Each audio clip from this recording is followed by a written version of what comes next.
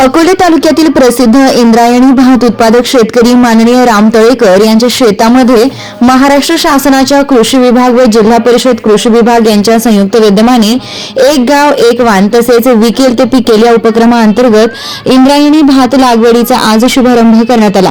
महाराष्ट्र शासनाच्या कृषी विभागाचे जिल्हा अधीक्षक कृषी अधिकारी माननीय श्री सुधाकर बोराळे यांच्या संकल्पनेतून हा उपक्रम राबविण्यात आला। या कार्यक्रमाला तालुका कृषी अधिकारी माननीय श्री अतुल पवार, कृषी अधिकारी श्रीमती रत्नमाला शिंदे, सहाय्यक कृषी अधिकारी माननीय श्री शंकर सुकटे तसेच माननीय श्री प्रशांत डमाळे यांची प्रमुख उपस्थिती होती। भात रोपांची तयारी, रोप टाकणे, लागवड आणि संपूर्ण शेती नियोजन हे महाराष्ट्र शासनाच्या कृषी विभागाच्या मार्गदर्शनाखाली करण्यात आले। इंद्रायणी भाताचं उत्पादन वाढविणे, शेतकऱ्यांना आधुनिक तंत्रज्ञानाची जोड देणे आणि बाजारपेठेत दर्जेदार उत्पादन उपलब्ध करून देणे हा या उपक्रमाचा मुख्य उद्देश असल्याचे यावेळी सांगण्यात आले। या संपूर्ण कार्यक्रमाचे उत्कृष्ट नियोजन माननीय राम तळेकर यांनी केलं। उपस्थित कृषी अधिकाऱ्यांनी शेतकऱ्यांशी संवाद साधत इंद्रायणी भात लागवडी संदर्भात आवश्यक मार्गदर्शन केलं आणि अधिकाधिक शेतकऱ्यांनी या उपक्रमात सहभागी व्हावे असे आवाहन केले। स्वराज्य माझ्यासाठी संपादक आबासाहेब मंडलिक, अकोले, अहिल्यानगर। सर्व शेतकरी बांधवांना नमस्कार। मी अतुल पवार, तालुका कृषी अधिकारी, अकोले। आज आपल्या राम तळेकर यांच्या पाडळणे येथील भात शेतीच्या पिकावर आम्ही व्हिजिट करण्यासाठी आलो होतो। तर कृषी विभागामार्फत त्यांना आपण भात लागवडीसाठी गादी वाफ्यावर रोपे करणे किंवा चारसूत्री पद्धतीने लागवड करणे अशा पद्धतीचं मार्गदर्शन त्यांना आम्ही केलं होतं आणि तशा पद्धतीची त्यांची वाटचाल मागच्या 4-5 वर्षांपासून सुरू आहे। तर ह्या वर्षी देखील त्यांनी गादी वाफ्यावर भात रोपाची लागवड केली आहे। इंद्रायणी बीज त्यांनी महाबीजचं आपलं घेतलेलं आहे आणि अतिशय उत्तम प्रकारची रोपं त्यांची आलेली आहे आणि आता उद्या परवा आणखी दोरीवर लागवड चारसूत्री पद्धतीने आपली त्यांची केली जाणार आहे। तर दोरीवर लागवड आणि गादी वाफ्यावर रोपं तयार करण्यामुळं आपलं जवळपास 30 ते 35% उत्पादनात वाढ होते असा त्यांचा स्वतःचा देखील अनुभव आहे। तर माझी सर्व शेतकरी बांधवांना विनंती आहे की आपण अशा पद्धतीचे भाताची लागवड करावी जेणेकरून आपल्या उत्पन्नात वाढ होईल।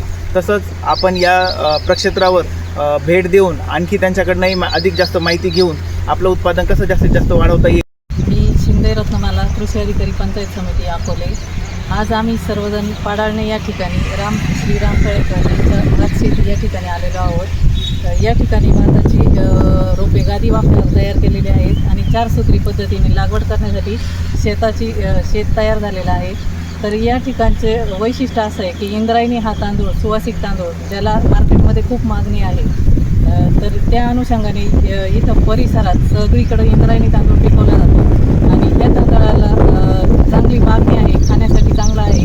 तर त्याचं उत्पन्न परिसरातली सर्व शेतकरी करून तर शासनाच्या म्हणण्याप्रमाणे विकेल ते पिकेल या मागणीनुसार इंद्रायणी तांदूळ पिकवला जातो आणि ह्या श्री राम तळेकर यांच्या शेतीतून शिवाई नावाचं एक ब्रँड पण त्यांनी तयार केलेलं आहे आणि त्याचं मार्केटिंग खूप चांगल्या पद्धतीनं करत आहे। त्याला मागणी पण सर्व स्तरातून खूप चांगल्या पद्धतीनं होत आहे आणि या ठिकाणी चारसूत्री पद्धतीने पिकवला जातो।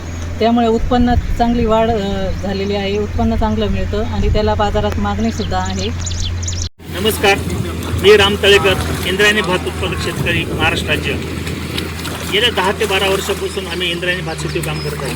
महाराष्ट्र शासनाचं महामंडळाचं इंद्रायणी जातीचं शेत बियाणे गादी वाफे आम्ही हे रोपवाटिका तयार करून महाराष्ट्र शासनाचा कृषी विभाग, जिल्ह्याचे जिल्हा अधीक्षक कृषी अधिकारी माननीय श्री सुधाकर बोराळे साहेब यांची जी संकल्पना होती एक गाव एक वाण, मार्केटमध्ये जे विकेल ते पिकवा, आणि खरोखर आज पश्चिम महाराष्ट्रातील शेतकऱ्यांसाठी वरदान ठरलेला हा इंद्रायणी जातीचा भात खरोखर आमच्या इंद्रायणी भाताने, अकोले तालुक्याच्या इंद्रायणी भाताने महाराष्ट्रामध्ये नाव कमवलं आहे।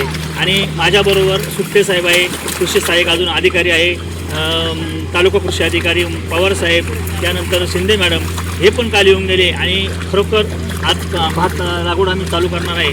आणि मी शेतकऱ्यांना सांगू इच्छितो का महाराष्ट्र शासनाचं कृषी विभागाच्या मार्गदर्शनाने पिकवलेले हे भात आहे, हे दुप्पट उत्पन्न देणारे पीक आम्ही तयार केलेलं आहे। मी सर्व शेतकऱ्यांना आवाहन करतो आपण पण कुठल्या हालतमध्ये चांगल्या पद्धतीने दर्जेदार उत्पन्न घेऊन शेतकऱ्याला जास्तीत जास्त फायदा होईल आणि ग्राहकांनी पण चांगलं माल घेण्यासाठी 2 पैसे जास्त गेले तरी चालतील।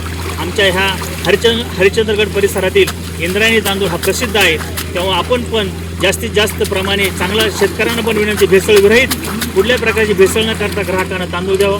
धन्यवाद।